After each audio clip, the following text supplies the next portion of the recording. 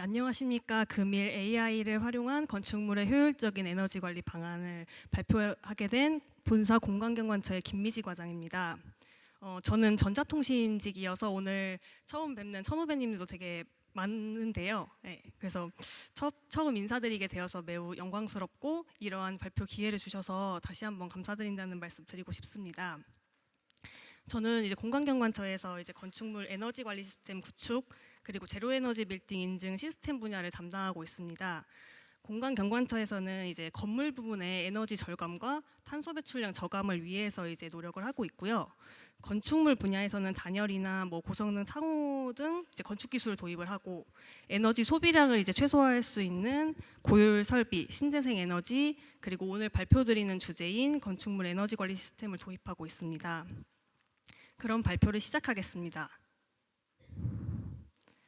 발표 순서입니다.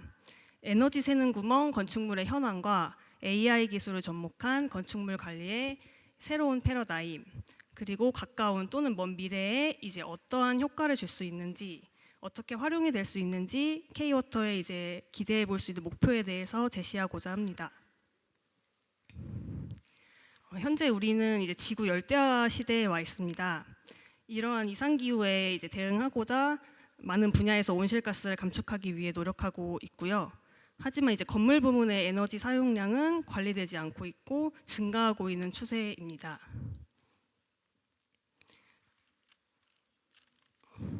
이와 더불어 이제 힘들었던 코로나 시기가 지났지만 최근까지도 이제 외부 환경 악화에 따라 건축물 실내, 특히나 이제 사무실 공기질 등 이제 환경에 대한 관리가 되지 않고 있어서 근로자들의 건강 위협을 지속하고 있습니다.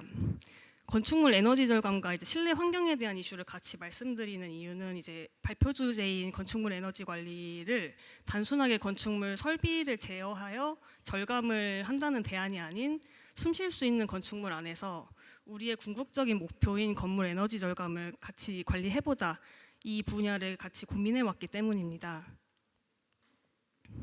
현황을 이제 공유드리기에 앞서 이제 국내외 친환경 건축물 사례, 어떻게 이제 건축물을 구축하고 설비를 어떻게 운영하고 있는가 사례를 소개해드리고자 합니다. 독일이나 이제 일본 등의 국가에서는 단열 창호, 아까 말씀드린 건물 분야 이제 패시브 기술에 투자를 많이 하고 있고요.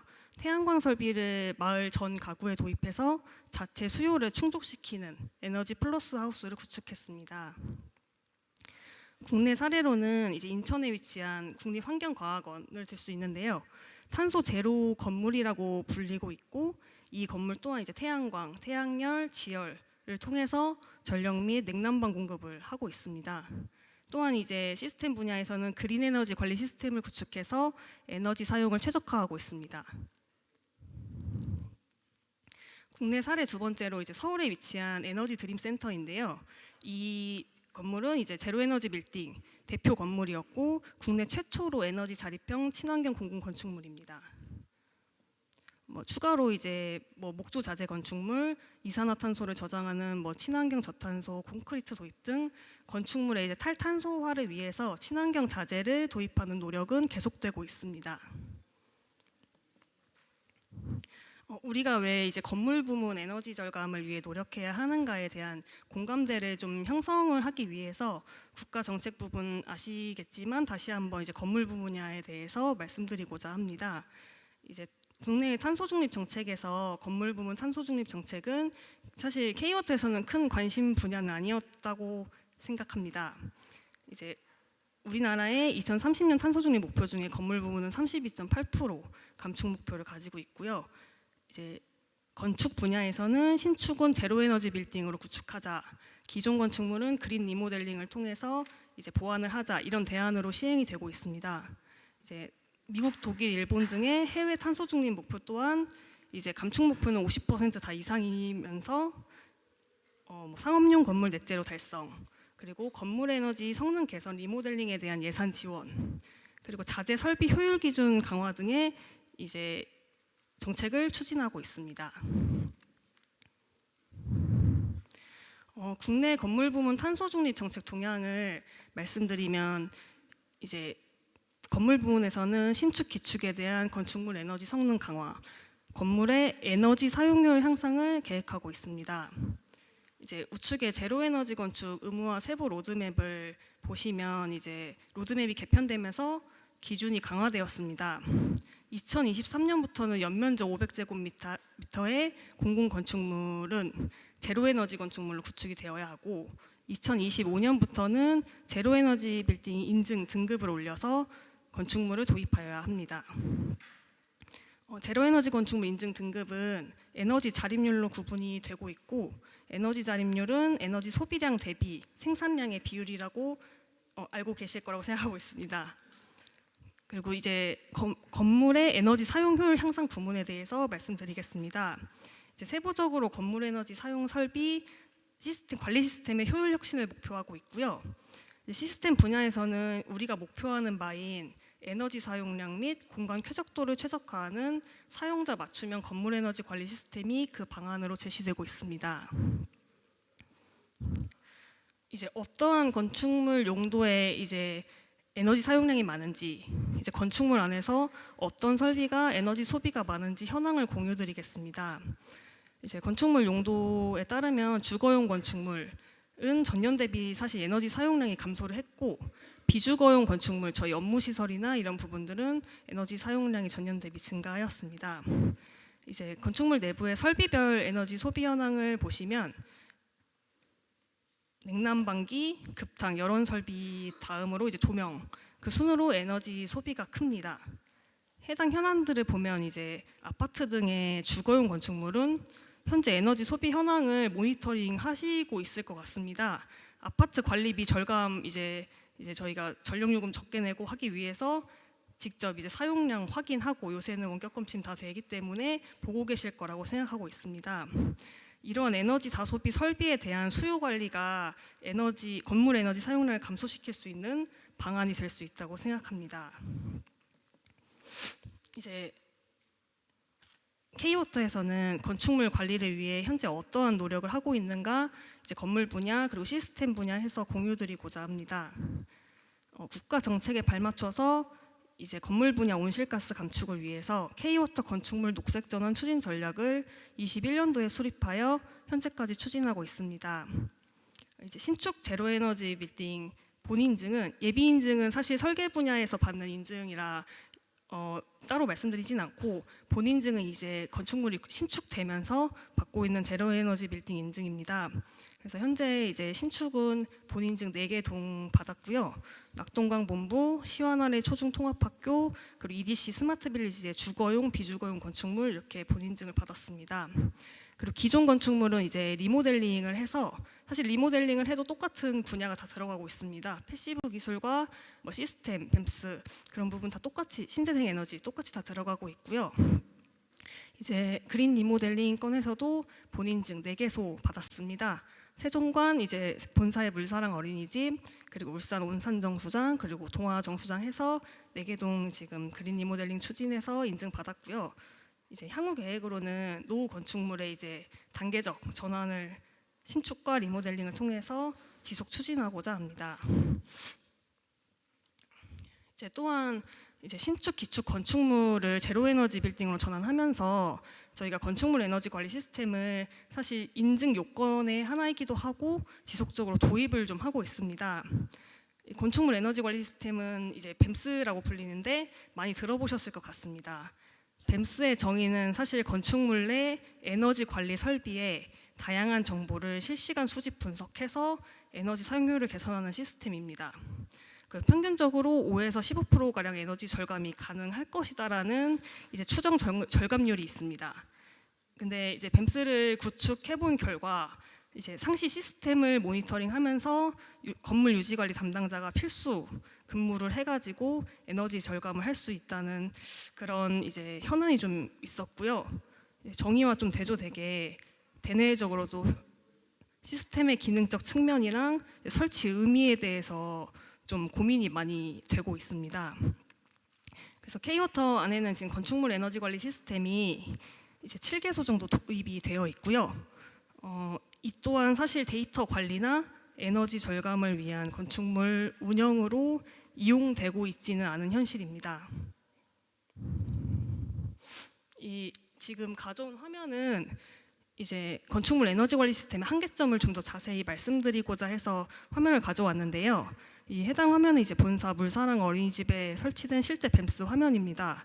제가 야간에 이제 좀 캡처를 떠가지고 태양광 생산량이 안 나와서 지금 자립률이 안 떴는데 이 화면을 보시면 에너지 자립률, 태양광 생산량, 에너지 사용량, 공기질 등 이제 다양한 메뉴가 있습니다. 그래서 화면을 봤을 때는 사실 시스템 활용도가 좀 있어 보이고 이제 국고 사업으로 구축한 사례이기 때문에 기능과 이제 UI 부분 등 시스템이 잘 구축되었다라고 보여질 수가 있습니다. 하지만 이제 다른 시스템처럼 데이터 모니터링 위주입니다.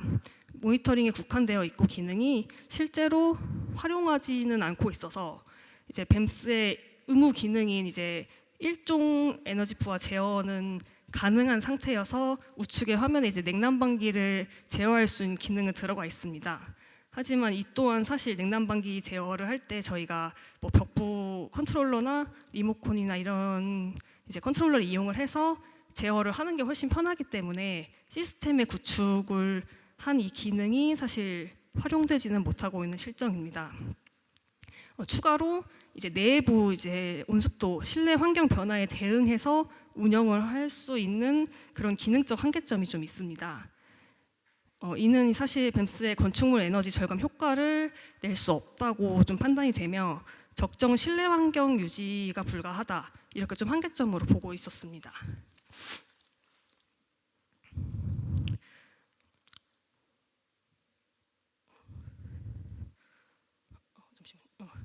이러한 기능적 이제 한계점들을 좀 저희가 극복하고 개선해 나갈 수 없을까 하는 고민이 좀 많이 되고 있고요.